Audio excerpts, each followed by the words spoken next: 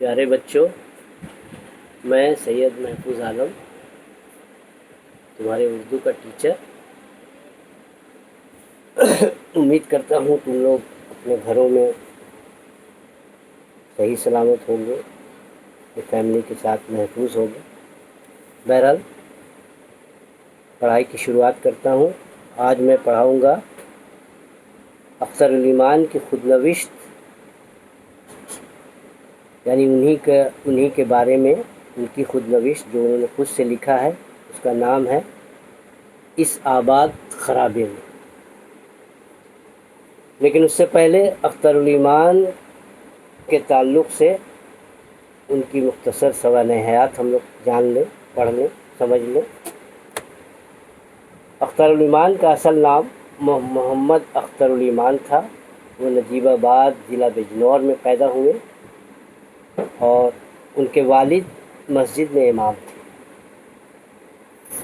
اختر الایمان کی ابتدائی تعلیم مختلف گاؤں اور قصبوں کے مدرسوں اور اسکولوں میں ہوئی۔ چونکہ ان کے والد مسجد میں امام تھے تو ظاہر ہے مسجد کا بھی جو امام ہوتا ہے، مسجد ہی سے ملحق مدرسے کی بھی نگرانی کرنی پڑتی ہے اس کو، اور مدرس کی حیثیت سے مدرسے میں اسے پڑھانا بھی پڑتا ہے۔ اس لیے جہاں جہاں وہ گئے، جس مسجد میں ان کا تبادلہ ہوا یا نوکری کی خاطر وہ گئے، اپنے بچے کو بھی یعنی اختر الایمان کو بھی ساتھ لیتے گئے، اور اسی طرح سے ان کی تعلیم جو ہے پروان چڑھتی رہی۔ اس طرح سے قصبوں اور مدرسوں کے اسکولوں میں ان کی تعلیم ہوئی۔ میٹرک انہوں نے فتح پوری مسلم ہائی اسکول دہلی سے پاس کیا۔ بی اے دہلی کالج، جس کا ابھی موجودہ نام ذاکر حسین کالج ہے، اس سے انہوں نے بی اے پاس کیا۔ پھر اس کے بعد علی گڑھ مسلم یونیورسٹی میں ایم اے اردو میں داخلہ لیا، لیکن کسی وجہ سے اسے مکمل نہ کر سکے۔ پہلا سال مکمل کرنے کے بعد پونا چلے گئے، جہاں فلموں کے لیے لکھتے رہیں۔ کچھ دنوں بعد بمبئی گئے اور پوری زندگی وہیں گزاری۔ بمبئی میں وہ فلم سے جڑ گئے اور فلم کے مکالمے لکھنے لگے، ڈائلاگس لکھنے لگے۔ بمبئی کے اپنے 50 سالہ قیام کے دوران انہوں نے بہت سی فلموں کے منظرنامے اور مکالمے لکھے۔ ان کی لکھی ہوئی بعض فلمیں بہت مقبول ہوئیں، مگر ایک بلند پایہ شاعر ہونے کے باوجود انہوں نے فلموں کے لیے گانے نہیں لکھے۔ وہ کہ وہ نظموں کے بہترین شاعر تھے اور وہ کر سکتے تھے، لیکن انہوں نے فلموں میں گانا لکھنا پسند نہیں کیا۔ اختر الایمان کا شمار اردو کے بڑے نظم گو شعراء میں ہوتا ہے۔ ان کے 10 شعری مجموعے شائع ہوئے۔ پہلا مجموعہ گرداب اور آخری زمستاں سرد مہری کا ان کی وفات کے بعد شائع ہوا۔ نثر میں انہوں نے اپنی آپ بیتی اس آباد خرابے میں کے علاوہ چند ادبی مضامین بھی لکھے۔ اس آباد خرابے میں ان کی اپنی داستان ہے، اپنی سوانح حیات ہے، جو انہوں نے بیان کیا ہے اور بڑی سچائی سے بیان کیا ہے۔ ایک ایک بات کو انہوں نے لکھنے کی کوشش کی ہے اپنی یادداشت سے۔ جتنی بھی باتیں انہیں اپنی بچپن کی یاد ہیں، سبوں کو انہوں نے سمیٹنے کی کوشش کی ہے، قلم بند کرنے کی کوشش کی ہے۔ اب میں شروع کر رہا ہوں، ایک دو پیراگراف آپ کو پڑھ کے سناتا ہوں، سمجھاتا ہوں۔ دیکھیے، شروع کرتے ہیں۔ اس آباد خرابے میں۔ رات کتنی گزر چکی تھی اب کچھ یاد نہیں، صرف اتنا یاد ہے ہم عبداللہ پور جمنا نگر کے اسٹیشن پر اترے تھے۔ پلیٹ فارم پر لگی ہوئی مٹی کے تیل کی لالٹینیں اجالا کرنے کی پوری کوشش کر رہی تھی، اس کے باوجود بھی گرد و پیش پر اندھیرا غالب تھا۔ میرے پاس ایک ٹین کا صندوق تھا جس کی بناوٹ ایسی تھی جیسے جسم پر آبلے پڑ جاتے ہیں۔ جگہ جگہ سے اٹھا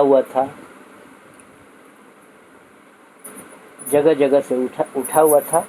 ابا نے وہ صندوق میرے سر پر رکھ دیا اور باقی سامان خود اٹھا لیا، اور ہم اسٹیشن سے باہر نکل کر بغیر کوئی سواری لیے ہوئے ایک لمبی سڑک پر چل کھڑے ہوئے۔ یعنی اس پیراگراف میں یعنی مصنف نے جو اپنی جو سوانح حیات کا ذکر شروع کیا ہے، تو اس سے پتہ چلتا ہے کہ یہ لوگ کتنے غریب تھے، یعنی کتنی حالت غربتی کی حالت تھی، گھر کے حالات کتنے خراب تھے۔ والد جو تھے جیسا کہ آپ لوگوں کو میں نے سوال اس میں بتایا ان کے اس میں کہ معمولی ایک امام تھے۔ ظاہر ہے کہ ایک امام کی کیا تنخواہ ہوتی ہے، ایک امام کی کیا استطاعت ہوتی ہے۔ تو سارے واقعات ہے، ایک ٹین کا بکسہ تھا جس کو سر پہ رکھ دیا گیا، وہ ٹین کا بکسہ بھی ایسا تھا جس پہ آبلے پڑے ہوئے تھے، یعنی بالکل پرانا زنگ آلود، اس کو سر پر رکھ دیا گیا۔ اور باہر جب نکلے تو ایسا پیسہ بھی نہیں تھا کہ رکشہ کرایہ کر کے یا کچھ دوسری سواری کے ذریعہ اپنی منزل پر پہنچے۔ باپ بیٹا جو ہے اکیلے چل پڑے۔ ہم کہاں جا رہے تھے مجھے کچھ معلوم نہیں تھا۔ پچھلا گاؤں ہم جہاں سے چلے تھے اس کا نام کمباسی تھا۔ اس گاؤں کے بارے میں ایسی کوئی تفصیل نہیں جو دلچسپ ہو، ایسا بھی کوئی واقعہ نہیں جو بہت اہم ہو، سوائے اس بات کے کہ جس گھر میں ہم رہتے تھے کہا جاتا تھا وہاں آسیب کا اثر ہے۔ رضوان پیدا ہوا تھا جو تقریباً ہفتہ بھر یا 15 دن زندہ رہ کر مر گیا تھا۔ اپنے اس چھوٹے بھائی سے مجھے اتنا لگاؤ ہو گیا تھا کہ میں اس کی قبر پر چلا جاتا تھا اور وہاں بیٹھے روتا رہتا تھا۔ بستی کا کوئی آدمی ادھر سے گزرتا تھا تو مجھے گھر لے آتا تھا۔ شاعر مصنف نے اپنے بچپن کی بات بتائی ہے کہ سڑک پر چل کھڑے ہوئے، اس کے بعد کہاں جا رہے تھے کچھ معلوم ہی نہیں چلا۔ چونکہ بس باپ کے پیچھے پیچھے چلنا ہے، چلے جا رہے تھے۔ جس جگہ سے چھوڑ کے آئے تھے، یعنی جس جگہ سے ہم لوگ چلے تھے اس کا نام کمباسی تھا، اور اس گاؤں کی ایسی کوئی تفصیل نہیں ہے، ایسی کوئی بات نہیں ہے جو بہت دلچسپ ہو جس کو بیان کیا جائے۔ بس اتنا تھا کہ وہ معلوم تھا کہ جس گھر میں یہ لوگ رہ رہے تھے اس گھر میں آسیب کا سایہ ہے، اور اسی آسیب کا اثر رہتے ہوئے ان کا ایک چھوٹا بھائی رضوان تھا جو پیدا ہوا تھا، اور وہ ہفتہ 15 روز کے اندر مر گیا تھا۔ مصنف کو یا پھر سمجھیے کہ اختر الایمان کو اپنے چھوٹے بھائی رضوان سے اتنی محبت ہو گئی تھی، اتنا لگاؤ ہو گیا تھا کہ مرنے کے بعد وہ اس کی محبت میں جو ہے قبر پر جاتے تھے، اور قبر پر جا کے روتے رہتے تھے۔ پھر بستی کا کوئی آدمی جس کا گزر ادھر سے ہوتا تھا وہ انہیں کسی طرح سے سمجھا بجھا کے لے آتا تھا۔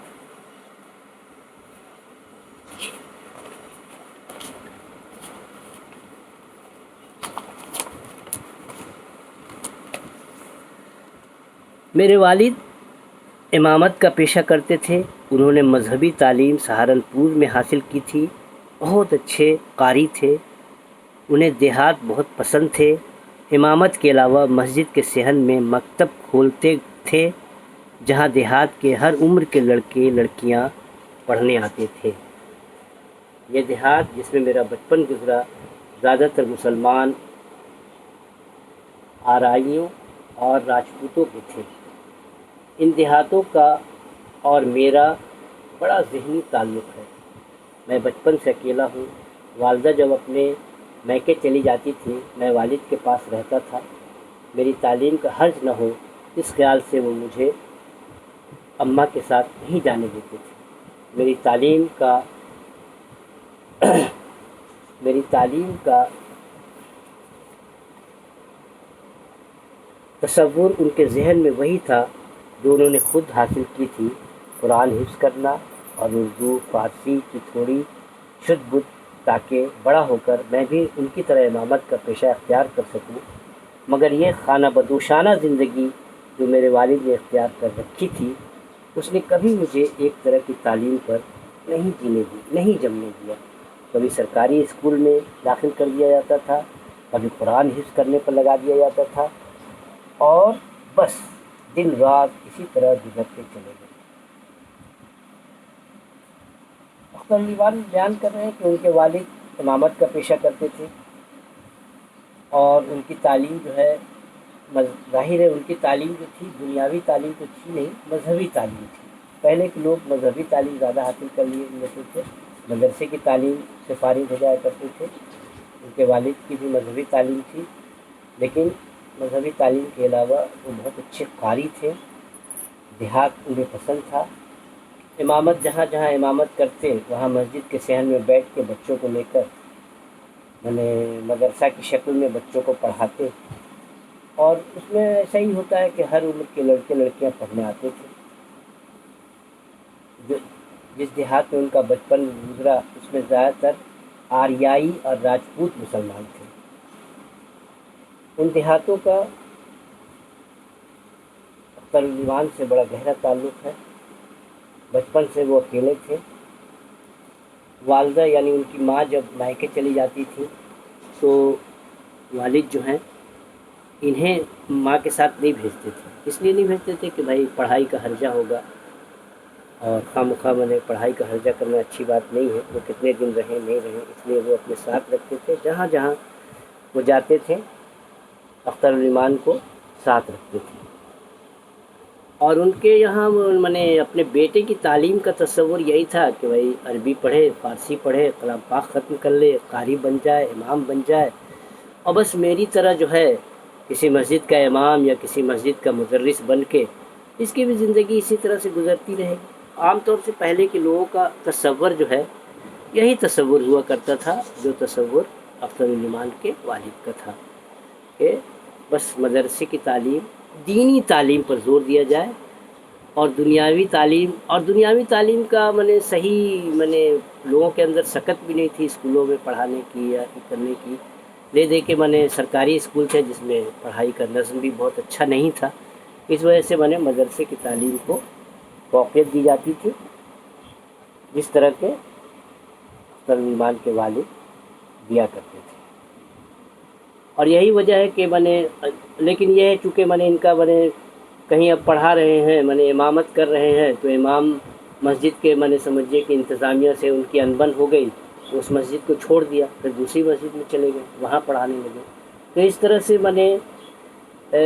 سمجھیے کہ وہ اختر الایمان کی زندگی جو ہے وہ خانہ بدوشانہ زندگی تھی، یعنی آج یہاں تو کل وہاں، جس سے تعلیم کا بھی جو ہے وہ صحیح نظم نہیں ہو پاتا تھا، صحیح تعلیم پر وہ جم نہیں پاتے تھے۔ کبھی سرکاری اسکول میں داخل کرا دیا گیا تو کبھی قرآن حفظ کرنے پر لگا دیا گیا، یعنی اور دن رات جو ہے اسی طرح ان کے دن گزرتے چلے گئے، اور آج اس مسجد میں، آج اس مسجد میں، کل اس مدرسے میں، تو اس مدرسے میں۔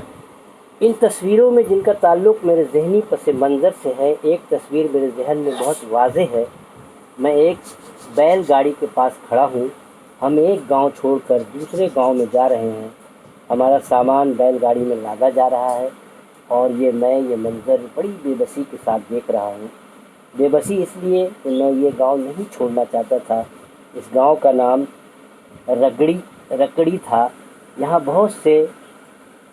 بہت سے جوہڑ تھے، جوہڑوں میں کمل اور نیلوفر کھلتے تھے، سب طرف بڑے بڑے آموں کے گھنے باغ تھے، باغوں میں کھلیان پڑتے تھے، کوئلیں کوکتی تھیں، پپیہے بولتے تھے، ہرے ہرے جنگلوں اور کھیتوں میں ہرنوں کی ڈاریں کلیلیں کرتی دکھائی دیتی تھی، کیکڑ اور کھجور کے پیڑوں میں بیوں کے گھونسلے تھے، جن میں بیٹھے وہ جھولتے رہتے تھے، گیت گاتے رہتے تھے، ایک دوسرے کا تعاقب کرتے رہتے تھے۔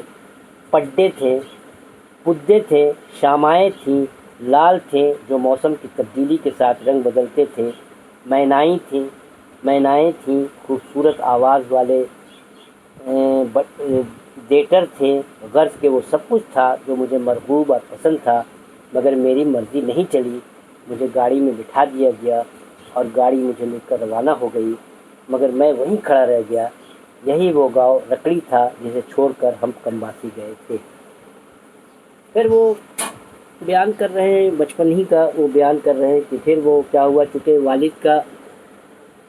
والد کی ایسی نوکری تھی کہ ایک جگہ سے دوسرے جگہ، تو پھر وہ ان کو یاد ہے کہ ایک جگہ کھڑے ہوئے ہیں اور بیل گاڑی کھڑی ہوئی ہے اور سامان لادا جا رہا ہے دوسری جگہ جانے کے لیے، لیکن یہ مصنف جو ہے اختر الایمان جو ہے اس گاؤں سے ان کو اتنی انسیت ہو گئی تھی، اتنی محبت ہو گئی تھی کہ یہ کسی طرح سے یہ گاؤں چھوڑنے پر رضامند نہیں تھے، کیونکہ یہاں گاؤں میں کھیت کھلیان، آم کے باغات، یہاں کے مناظر، یہاں سمجھیے ایک سے ایک پرندے کی چہچہاٹ، ایک سے ایک پھول کھلتے تھے، ایک سے ایک سمجھیے پھولوں کے نام بھی انہوں نے گنوائے ہیں، جیسے کہ کمل، نیلوفر کھلا کرتے تھے تو بہت خوشنما لگتے تھے، اور یہی سب سینریز جو ہیں اور یہی سب جو مناظر جو تھے جنگلوں کے، کھیتوں کے، وہ انہیں اتنے مرغوب تھے، اتنے پسندیدہ تھے کہ وہ اختر الایمان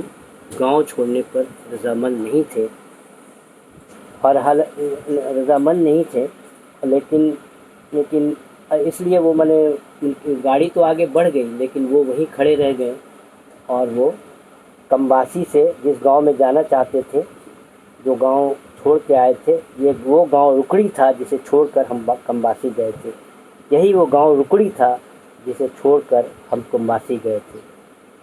عبداللہ پور جمنا نگر سے چل کر ہم جگادری پہنچے۔ شہر کے باہر سڑک کنارے ایک چوکی تھی، وہاں جو چوکیدار تھا، ابا سے جانے کیوں اس کی تکرار ہو گئی، ابا ایک دم بگڑ گئے۔ جھگڑا شاید اس پر ہوا تھا کہ وہاں رات گزارنا چاہتے تھے، اس جھگڑے کے بعد انہوں نے وہاں رات گزارنے کا ارادہ ترک کر دیا اور دوسری سمت جانے والی ایک کچی سڑک پر مڑ گئے۔ پھر عبداللہ پور پہنچے، وہاں سے جمنا نگر عبداللہ پور پہنچے، وہاں سے چل کر وہ جگادری ایک جگہ پہنچے۔ شہر کے باہر سڑک کنارے ایک چوکی تھی، وہاں جو چوکیدار تھا ان کا جو ہے ان کے والد سے جھڑپ ہو گئی، کسی طرح سے تکرار حجت ہو گئی، اور کیونکہ یہ تھوڑا سا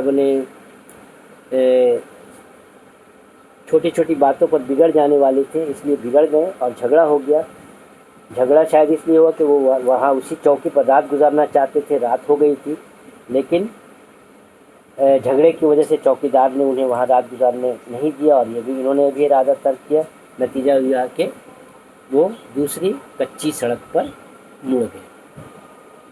بس آج کے لیے یہی پیراگراف کافی ہے، پھر انشاءاللہ اگلے سبق میں پھر ہم لوگ جس طرح کے سمجھیے یہ جس طرح کے اختر الایمان جو ہے آگے بڑھ رہے، دوسرے گاؤں جا رہے ہیں، اس طرح انشاءاللہ ہم لوگ بھی دوسرے سبق میں آگے بڑھیں گے۔ شکریہ۔